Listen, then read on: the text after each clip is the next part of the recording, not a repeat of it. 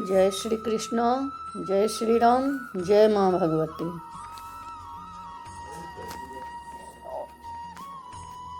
माघ महीने की 17वां अध्याय कथा महात्मा। अप्सराएं कहने लगी कि हे राक्षस, वह ब्राह्मण कहने लगा कि इंद्र इस प्रकार अपनी अमरावतीपुरी को गया, सो हे कल्याणी, तुम भी देवताओं से सेवा किए जाने वाले प्रयाग में माघ मास में स्नान करने से निष्पाप होकर स्वर्ग में जाओगे। सो मैंने उस ब्राह्मण के लिए यह वचन सुनकर उसके पैरों में पकड़कर प्रणाम किया और घर में आकर सब भाई बांधव, नौकर चाकर, धन नादि त्याग कर शरीर को नष्ट होने वाली वस्तु समझकर घर से निकली और माघ में गंगा यमुना के संगम पर जाकर स्नान किया।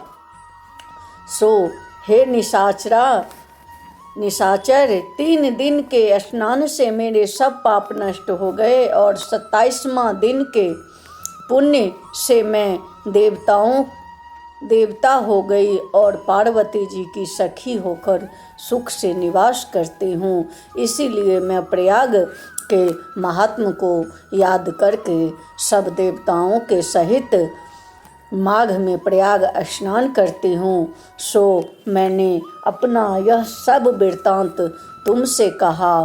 तुम भी इस योनि में पड़ने और कुरूप होने का सब कारण कहो। तुम्हारी दाढ़ी और मूछ बड़ी बड़ी हो गई है और पार्वती जी की गुफा में वास करते हो। निशाचर कहने लगी, हे भद्रे, सज्जनों से गुप्त बात कहने में भी कोई हानि नहीं होती।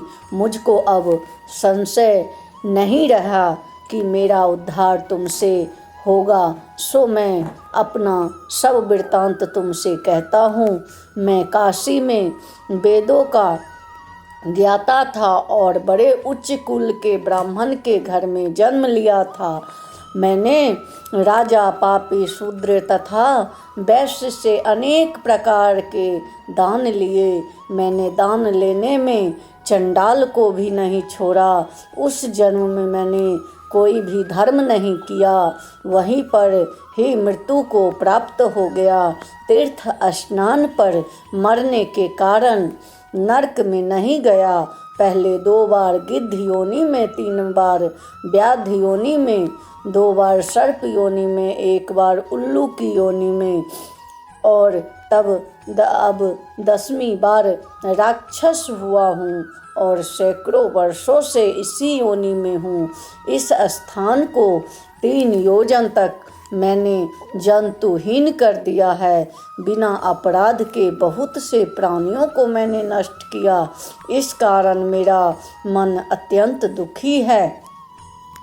तुम्हारे दर्शन से चित्त में कुछ शांति अवश्य आई, और क्योंकि सज्जनों का संग कुछ ही सुखदायी होता है, मैंने अपने दुख के कारण आपसे कहे। और सज्जन लोग सदैव दूसरों के दुखों को से दूर दुखी होते हैं। अब यह बताओ कि इस दुख रूपी समुद्र को कैसे पार कर सकता हूँ। क्या क्षीर सागर का हंस को दूध देता है, बगुले को नहीं देता है? दत्तात्रेय जी कहने लगे कि इस प्रकार उसके वचन सुनकर कंचन मालिनी कहने लगे कि हे राक्षस, मैं अवश्य तुम्हारा कल्याण करूँगी। मैं दृढ़ प्रतिज्ञा की है कि तुम्हारी मुक्ति के लिए प्रयत्न करूँगी। मैंने बहुत बार प्रयाग में स्नान किया है। वेद जानने वाले ऋषियों ने दुखी को दान देने की प्रशंसा की है। समुद्र में जल बरसने से क्या लाभ? प्रयाग में स्नान करने का एक बार का फल मैं तुम्हें देती हूँ, उसी से तुमको स्वर्ग की प्राप्ति होगी। उसके फल का अनुभव मैं कर चुकी हूँ। तब उस अप्सरा ने अपनी गीली वस्त्र का जल निचोड़कर जल को हाथ में लेकर माघ स्नान के फल को उस राक्षस को अर्पण किया। उसी समय पुण्य प्राप्त हुई वह राक्षसी शरीर को छोड़कर तेजमयी सूर्य के दृश्य देवता रूप हो गया। आकाश में विमान पर चढ़कर कांति से चारों दिशाओं को प्रकाशित करता हुआ शोभायमान हुआ और कहने लगे, ईश्वर की जानता है तुमने कितना उपकार मुझ पर किया है। अब भी कृपा कुछ शिक्षा दो जिससे मैं कभी पाप न करूं। अब मैं तुम्हारी आज्ञा पाकर स्वर्ग में जाऊंगा। तब कंचन मालिनी ने कहा कि सहदेव, धर्म की सेवा करो, काम रूपी शत्रु को जीतो, दूसरे के गुण तथा दोषों का वर्णन मत करो, शिव और वासुदेव का पूजन करो, इस देह का मोह मत करो, पत्नी पुत्र धनादि की ममता त्यागे, सत्य बोले, वैराग्य भाव धारण कर योगी बनो। मैंने तुमसे यह धर्म के लक्षण कहे। अब तुम देवता रूप होकर शीघ्र ही स्वर्ग को जाओ। दत्तात्रेय कहने लगे कि इस प्रकार गंधर्वों के शोभित वह राक्षस कंचन मालिनी को नमस्कार करके स्वर्ग को गया और देवताओं ने वहां आकर कंचन मालिनी पर पुष्पों की वर्षा की और प्रेम पूर्वक कहा कि हे भद्रे, तुमने इस राक्षस का उद्धार किया।